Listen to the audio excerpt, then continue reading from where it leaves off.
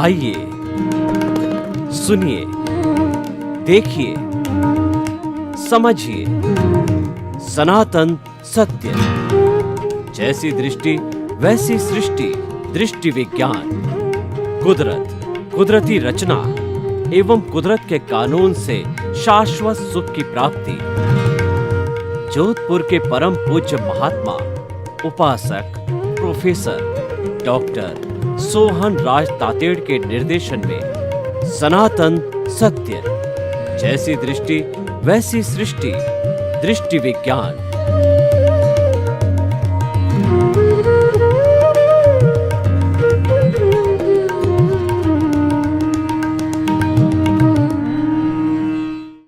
भाई और बहनों, मातृशक्ति को नमन। आज का हमारा अति उत्तम विषय कर्म सबसे बड़ा न्यायाधीश।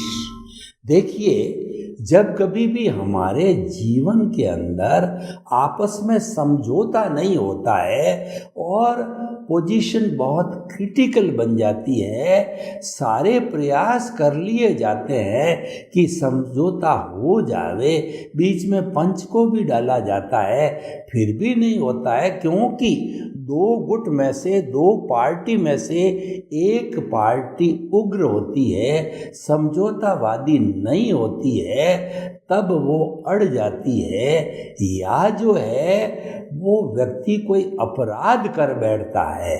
तो ऐसी स्थिति के अंदर मामला न्यायालय में चला जाता है। न्यायालय में दो चीजें होती है। अपराध करने वाला व्यक्ति को अपनी भूल का एहसास होता है कि मैंने गलत काम कर लिया, मैंने इमोशन के वशीभूत होकर, क्रोध, अहंकार, माया, लोभ के वशीभूत होकर के गलत काम कर लिया। ऐसा व्यक्ति धार्मिक होता है और वह अपनी भूल को स्वीकार कर लेता है, कन्फेस कर लेता है। तो न्यायाधीश जो है मानवतावादी दृष्टिकोण के आधार पर उसको थोड़ा दंड दे करके उसको प्योरीफाई कर देता है। क्यों? कि टू एयर इज ह्यूमन। गलती, इंसान गलती का पुतला हो जाती है, लेकिन गलती का आपको एहसास न हो तो आप दानव हो, और गलती नहीं करते हो तो आप देव हो, और गलती करके एहसास करते हो तो आप मानव हो। ऐसा मानव हमेशा तरक्की कर लेता है, गलती कर लेता है, झूठ पे झूठ बोलता जाता है, फिर भी स्वीकार नहीं करता है, तो ऐसा व्यक्ति जीवन में कभी प्रोग्रेस नहीं कर सकता है। तो देखिए कि कर्म सबसे बड़ा न्यायाधीश, ये पनिशमेंट अपने कर्मों से मिलता है। अभी मैंने बताया कि व्यक्ति ने अपराध कर लिया। ये अपराध क्यों होता है? इसका भी साइंस ये है कि ये व्यक्ति पिछले जन्म में अपराध के भाव डाल करके आए हैं, जो इस जन्म में वो भाव कर्म कोटेड होकर के, उस पर कर्म का कोट लग करके इस जन्म में वो द्रव्य कर्म बन गए और वह काम करने लग गया। इसीलिए कहा गया है कि मन, वचन, काया तथा उससे जुड़ी हुई हर अवस्था मात्र कुदरती रचना है, और वह व्यवस्थित है, वह प्रीडेस्टिन्ड है, और वह क्यों की अवस्था से जुड़ी हुई है तो वह नाशवान है। वो अवस्था जाने वाली है, वो अवस्था जाने के लिए आई है, यानी वो हमारा भुगतान है, हमारा हिसाब है, हमारा डेबिट है और हमारा क्रेडिट। इसलिए वह व्यक्ति वैसा अपराध कर लेता है। ये तो भुगतान हो गया, और ये अवश्य होगा क्योंकि ये फिल्म बन के आई है। लेकिन अब देखिए, उस भुगतान के बाद के अंदर अगर व्यक्ति अपनी प्रज्ञा का सहारा लेता है, उस व्यक्ति, वो ज्ञानी व्यक्ति है, वो व्यक्ति पुण्योदय वाला है, और उस व्यक्ति को अच्छा गुरु मिला हुआ है, उसको ज्ञानी पुरुष ने उसको ज्ञान दिया है, उसको दृष्टि विज्ञान दिया है, और वह उसमें अगर विश्वास करता है तो वह क्या करेगा कि उसके अंदर जब आपने कोई अपराध किया, मान लीजिए किसी ने क्रोध के वशीभूत होकर के बहुत बड़ा अपराध कर लिया, यानी किसी का मर्डर कर दिया, और ऐसे व्यक्ति को प्रायश्चित पश्चाताप होता है, तो वह व्यक्ति उसकी जो है स्वीकार करता है, आलोचना करता है। मैं आपको एक कहानी के माध्यम से बताना चाहता हूँ कि दो पक्के मित्र थे और उनमें मित्रता अटूट थी, लेकिन किसी बात को लेकर के उन दोनों के बीच में गहरा झगड़ा हो गया, और झगड़ा इस कदर हुआ कि एक मित्र ने दूसरे मित्र की आत्महत्या कर दी। आत्महत्या करते ही उसके भीतर ग्लानि हुई, क्योंकि समझदार व्यक्ति था वो, उसको ज्ञान लिया हुआ हो, उसकी प्रज्ञा जागृत हुई, उसका जो भीतरी तंत्र है वो काफ़ी शुद्ध था, तो वह जागृत हुआ, उसको पश्चाताप हुआ कि मैंने मेरे परम मित्र की जो है हत्या कर ली। तो अब उसने कहा क्या करना चाहिए, मैं पश्चाताप कैसे करूं? भीतर ही भीतर वो पश्चाताप तो करने लगा, लेकिन क्योंकि व्यवहार जगत में तो ये कार्य हो गया, और उसका तो जो न्याय पनिशमेंट है वह तो फांसी है, तो वह जो है उसकी माता के पास में गया।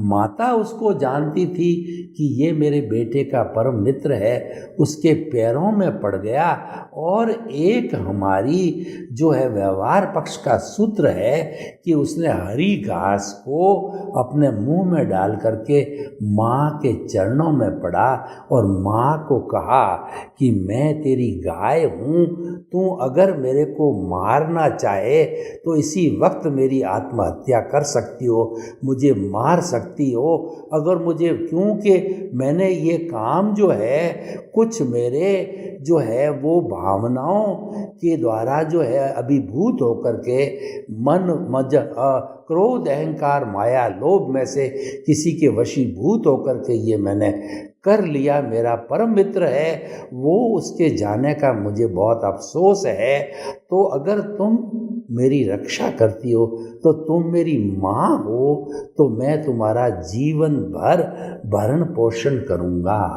अब माँ ने देखा कि इसने अपनी गलती स्वीकार कर ली, इसने अपना प्रायश्चित कर लिया, और उसने कहा कि अगर इसको मार भी दूंगी तो मेरा बेटा वापस आने वाला नहीं है, मैं 2 बेटों को खो दूंगी। तो माँ समझदार थी, उसने जो है कहा कि तेरे को माफ़ करता हूँ, और उसने उस माँ की सेवा जो उसका एक्चुअल बेटा था उससे भी बहुत सुंदर तरीके से की। तो यहाँ पर अपना विषय लागू होता है, कर्म सबसे बड़ा न्यायाधीश है। देखिए ये कर्म क्यों हुआ, क्योंकि वो पीछे से लेकर के आया था। मन वचन काया का जो उदय और प्रारब्ध है वो हमारे हाथ में नहीं है, उसका सारा नियोजन कुदरत के हाथ में है। कुदरत संजोग जुटाती है, उन संजोग के तहत हमारा हर क्षण जो है कार्य करता है, और पीछे से हम कर्म लेकर के आते हैं। ईश्वर के लिए, कुदरत के लिए कहा गया है, ईश्वर सबसे बड़ा न्यायाधीश है और कुदरत सबसे बड़ी न्यायाधीश है। कुदरत ये कहती है तेरा जैसा उपादान होगा, तेरा जैसा जो है अंश और सीट के अंदर लिखा हुआ होगा, उसी के अनुरूप ही मैं रिजल्ट दूंगी। उसे ना तो 1 नंबर अधिक दे सकती, ना 1 नंबर कम दे सकती। कुदरत कभी भी अन्याय नहीं करती है, इसलिए कुदरत सबसे बड़ी न्यायाधीश है। और दूसरे शब्दों में कर्म का जो उदय है जो कुदरत के द्वारा होती है, तो हमारा कर्म सबसे बड़ा न्यायाधीश हो गया। उसके अनुरूप हमको पनिशमेंट मिलता है, अवार्ड मिलता है। तो कर्म तो कर लिया उसने, पक्के मित्र की हत्या कर ली, तो ये कर्म ने करा लिया। लेकिन उसके बाद में आलोचना, प्रतिक्रमण, प्रत्याख्यान, हर समस्या अपना समाधान साथ में लेके आती है, लेकिन उसको समाधान को देखने की भीतरी नज़र होनी चाहिए। वो भीतरी नज़र हत्या करने वाले जो है फ्रेंड, जो मित्र के पास में थी और उसके मित्र की माँ के पास थी। तो दोनों की भीतर की प्रज्ञा, भीतर की समझ, समस्या के समाधान की समझ की एप्लीकेशन हुई। यानी कि हमारे ज्ञान, इसको कहते हैं ज्ञान दर्शन की एप्लीकेशन। दोनों ने ज्ञान दर्शन की एप्लीकेशन की। अगर वह लड़का कहता कि मैंने मारा तो मार दिया क्योंकि उसने गलती की, मैं क्या करूं, तो माँ कहती है तू क्या करे, तो चल मैं तेरे को फांसी पे चढ़वाती हूँ। तो ये पक्ष भी हो सकता था, लेकिन दोनों ने उस बात को आगे बढ़ाया नहीं। यानी कि दोनों ने कॉज नहीं डाले। न तो हत्या करने वाले ने कॉज डाला, उसने उसको समझदारी के साथ में, संभाव के साथ में अपनी आलोचना कर ली, गलती मेरे से हो गई, और उसका प्रतिक्रमण भी किया कि मैंने मेरे मित्र, जो परम मित्र है, उसको खो दिया। रोने लग गया, ग्लानि करने लग गया, और भीतरी भीत उसने जो है प्रत्याख्यान किया कि मैं कभी भी जीवन में ऐसा कार्य नहीं करूँगा। तो आलोचना, प्रतिक्रमण, प्रत्याख्यान की शक्ति से जो माँ का हृदय भी द्रवित हो गया और उसने उसको क्षमा किया। माँ के हित में भी अच्छा हो गया, उसकी जो है अपने लड़के के समान उससे भी अधिक सेवा हुई। यानी एक बेटा गया, वो दुख का कारण तो है ही है, लेकिन दूसरा बेटा उसको मिल गया। तो भाइयों और बहनों, ये नो कॉज वाला मैटर है, कॉज नहीं पड़ा।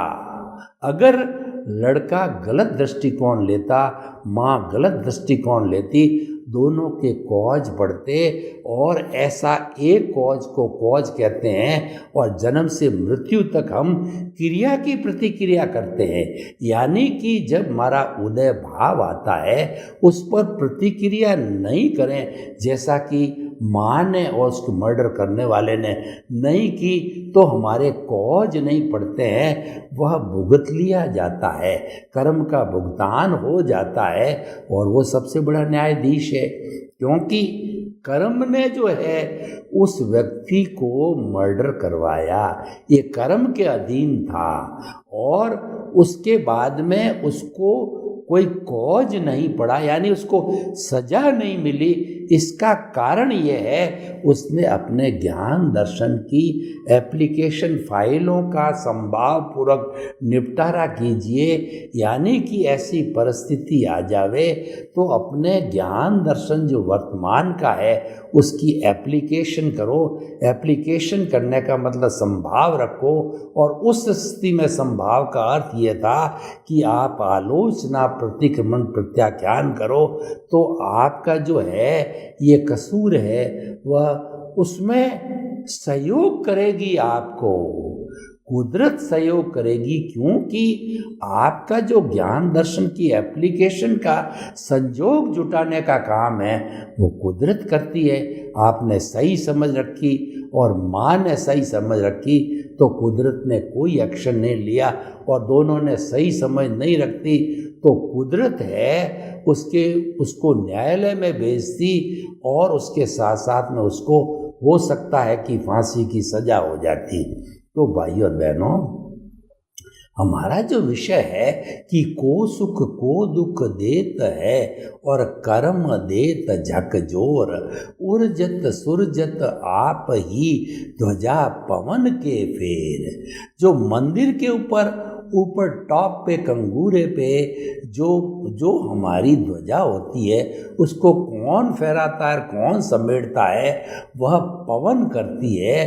तो जन्म से मृत्यु तक का हमारा सारा संचालन कुदरत द्रव्य क्षेत्र काल भाव से कर्माधीन करती है। जैसा हमारा भाव कर्म है, जो इस जन्म में द्रव्य कर्म मिल गया, यानी भाव कर्म तो पिछला है और वही मन है, और ये भाव मन से द्रव्य मन बन गया।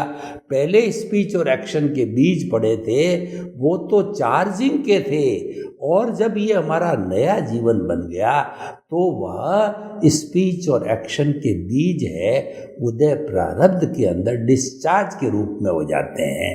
भाव मन के साथ तो स्पीच और एक्शन के बीज होते हैं, चार्जिंग के होते हैं, और द्रव्य मन के साथ के अंदर स्पीच और एक्शन के बीज होते हैं, वह जो है वो डिस्चार्ज के होते हैं। मन तो वही है, वो तो भाव मन तो चार्ज करने वाला था, और ये द्रव्य मन है वो डिस्चार्ज मन हो गया।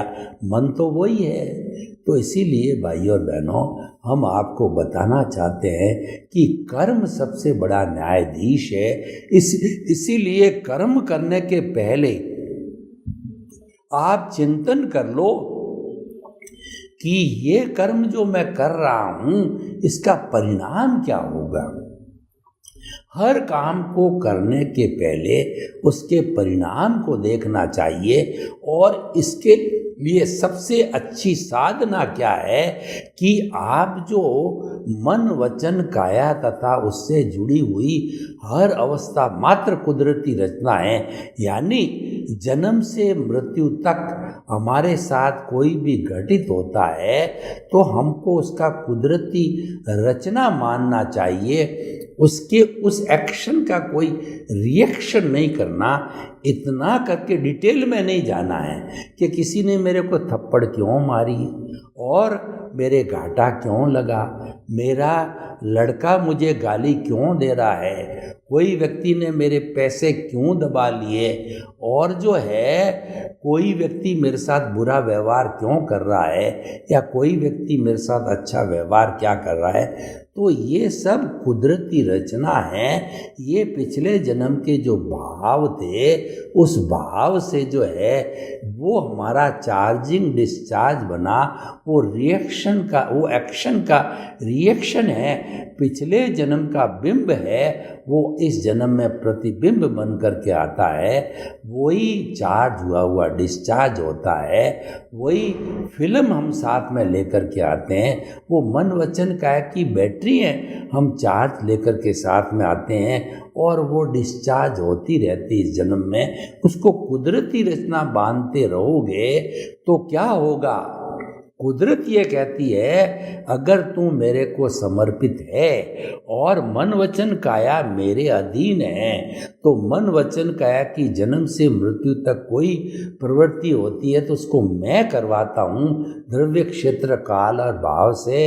तो तुम उसके अंदर कोई अड़ंगा नहीं डालो और तुम ये नहीं कहो कि ये तो मैं करने वाला हूँ, शरीर का संचालक मैं हूँ और ये मैंने किया है। यानी कि तुम जो है मिथ्या ज्ञान मिथ्या दर्शन का आरोपण नहीं कर लेते हो तो तुम कुदरत के कानून को नहीं तोड़ते और मिथ्या ज्ञान मिथ्या दर्शन कर लिया। यानी तुमने माना कि शरीर मेरा है और इस शरीर का संचालक मैं हूँ। तो ऐसी स्थिति में कुदरत का कानून टूटता है, क्योंकि आपने जो घटित हो रहा है वह कुदरत तो कहती है कि कुदरती रचना है।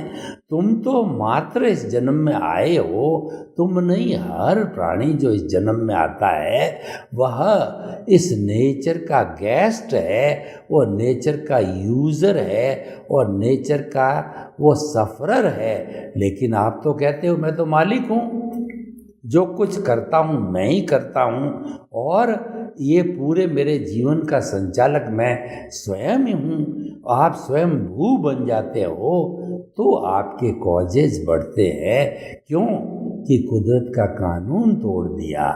तो वो कॉजेज जो है पढ़ कर के इस जीवन में कॉजल बॉडी बढ़ती है, बनती है और वो आपकी भाव भवांतर कराती है।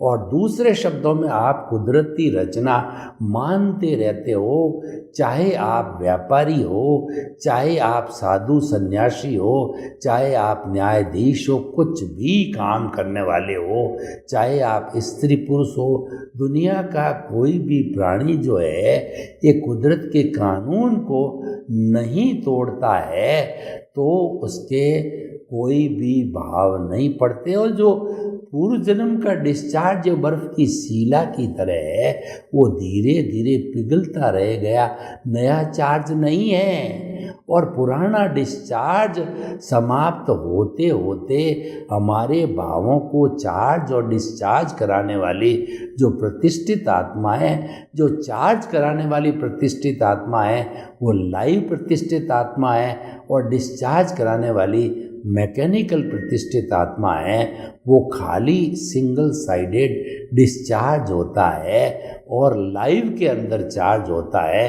तो ऐसी स्थिति के अंदर हम मुक्त रहते हैं और कुछ ही जन्मों के अंदर हम जो है शाश्वत सुख की प्राप्ति कर सकते हैं। तो भाइयों और बहनों, आप हमेशा ध्यान में रखें कि जो कुछ घटित हो रहा है मेरे पूर्वकृत कर्मों के कारण हो रहा है, लेकिन मैं अब इस पर नए कोष डालने में स्वतंत्र हूँ, क्योंकि जो आत्मा की भाव सत्ता है, प्रज्ञा है, अगर आप चिंतनशील व्यक्ति है, अगर आप एनलाइटेड हो, अगर आप गुरु का ज्ञान मिला हुआ है, अगर आपके कर्म हल्के हैं, तो वो आपका ज्ञान दर्शन है, वो काम करेगा, उसकी एप्लीकेशन होगी, उसकी एप्लीकेशन सम्यक ज्ञान सम्यक दर्शन की बिल्कुल सीधी सी थ्योरी है।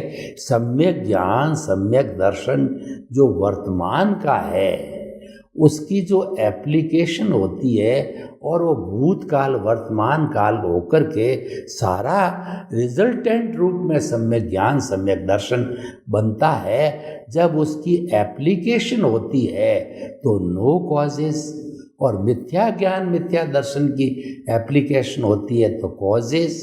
कॉजेस का अर्थ होता है कि आप भाव भ्रमण करते रहो, आप अज्ञा बन जाते हो, और कॉज नहीं होता है तो आप भाव भ्रमण रुक जाता है, आपकी प्रज्ञा काम करने लग जाती है, और एक समय आता है कि आप स्टॉक समाप्त हो गया, क्योंकि नया निर्मित नहीं किया और पुराना समाप्त हो गया।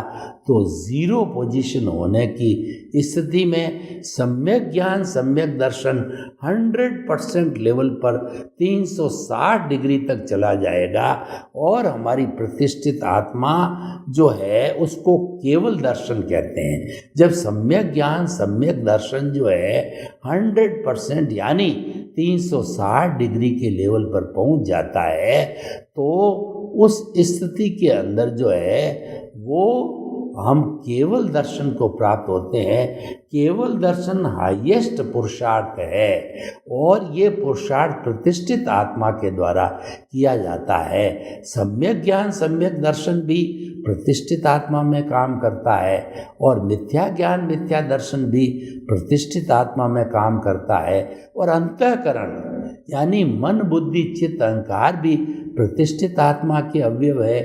और पूर्व जन्म का ज्ञान दर्शन, वर्तमान का ज्ञान दर्शन, और जो है वर्तमान का इंटरेस्ट और वर्तमान का इंटेंशन, ये सारा करके मिलके ये लाइव प्रोसेस कहलाती है, और वह कॉज डालती, फिल्म बनती है लाइव। तब क्या होता है, हीरो होता है, हीरोइन होता है, डायरेक्टर होता है, लड़ने वाला होता है, और दूसरा क्या, रक्षा करने वाला। कई लोग कई प्रोसेस मिलके फिल्म बनती है, उस फिल्म का नाम है प्रतिष्ठित आत्मा हो गया। इतने लोग मिलकर के लाइव प्रोसेस करके, और फिर जो है वो कॉज पड़ता है, और वो कॉज पढ़ना होता है, तब फिर उसके साथ में कोड चलता है, क्योंकि जो कॉज है वो राग द्वेष से जुड़ा हुआ है, और वो हमारे मोहनीय कर्म से जुड़ा हुआ है, और उस पर कोड चढ़ता है। कोड चढ़ने के बाद में वो भाव कर्म बन जाता है, और ऐसे भाव कर्म इकट्ठे होते होते कॉजल बॉडी बनती है, और व्यक्ति जब मर जाता है तो वो कॉजल बॉडी अगले जन्म के अंदर कैरी फॉरवर्ड होती है आत्मा के साथ में। और आत्मा मीन्स सम्यक ज्ञान सम्यक दर्शन, और आपकी आत्मा कलुषित है तो उसके साथ में मिथ्या ज्ञान मिथ्या दर्शन भी जाता है। तो ये ज्ञान दर्शन दोनों साथ में जाते हैं, क्योंकि जो कॉजल बॉडी है वह जुड़ी हुई है मिथ्या ज्ञान मिथ्या दर्शन से, और आपका जो सम्यक ज्ञान सम्यक दर्शन भी अर्जित है। आप में जितनी भी अध्यात्म विज्ञान की बात है, विज्ञान से जुड़ा हुआ है, आर्ट ऑफ द विजन का जो तत्व है वह है सम्यक ज्ञान सम्यक दर्शन है।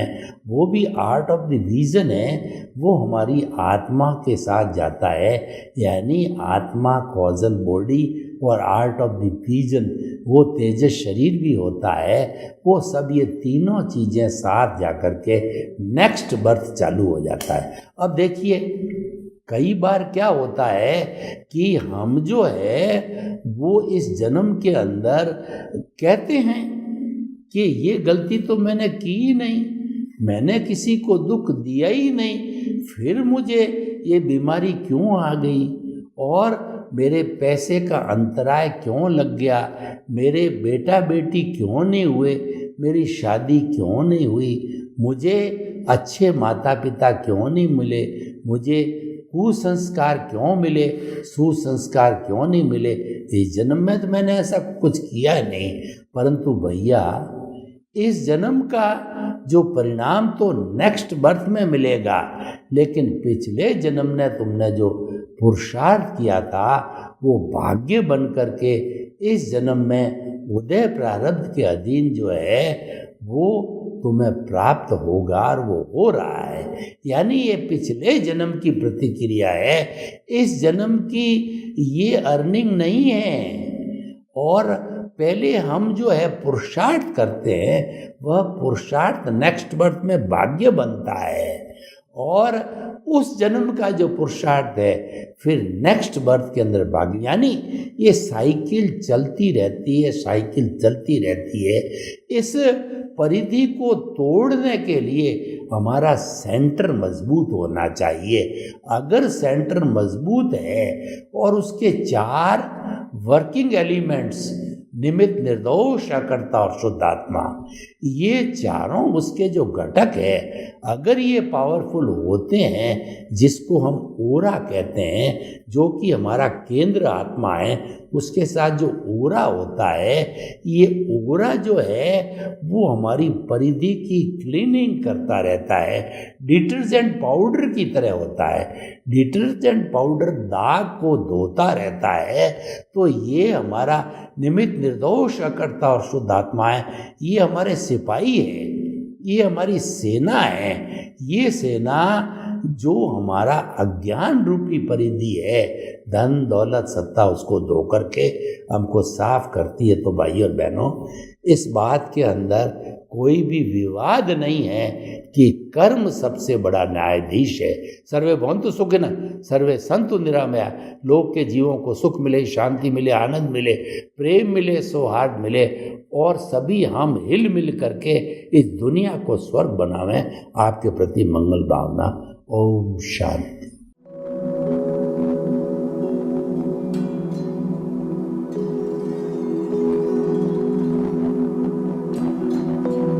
एक ऐसा अंतर्राष्ट्रीय ख्याति प्राप्त मानव जो गुरु प्रेरणा से पिछले 20 वर्षों से वानप्रस्थ जीवन जीते हुए 24 घंटे मानवता की सेवा में संलग्न है।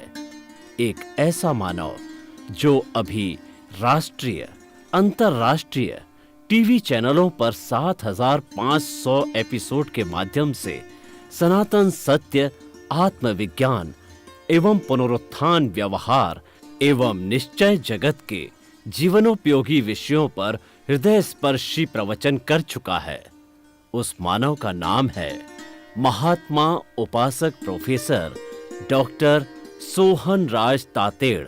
प्रोफेसर तातेड़ द्वारा योग, दर्शन, शिक्षा विषयों पर रचित पीएचडी स्तर के 250 शोध ग्रंथ भारत के 100 प्रतिष्ठित विश्वविद्यालयों में शोधार्थी पढ़ रहे हैं तथा वे सभी शोध ग्रंथ वहां की सेंट्रल लाइब्रेरियों में उपलब्ध हैं।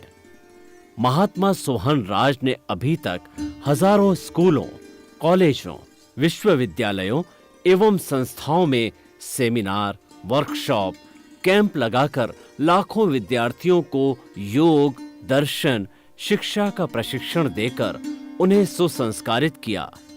डॉक्टर तातेड़ ने भारतीय संस्कृति उत्थान के 4000 से अधिक समसामयिक विषयों पर आर्टिकल लिखकर ऑनलाइन जर्नल, पत्रिकाओं, वेबसाइट्स पर प्रकाशित किया, जिसका उपयोग लाखों पाठक कर रहे हैं।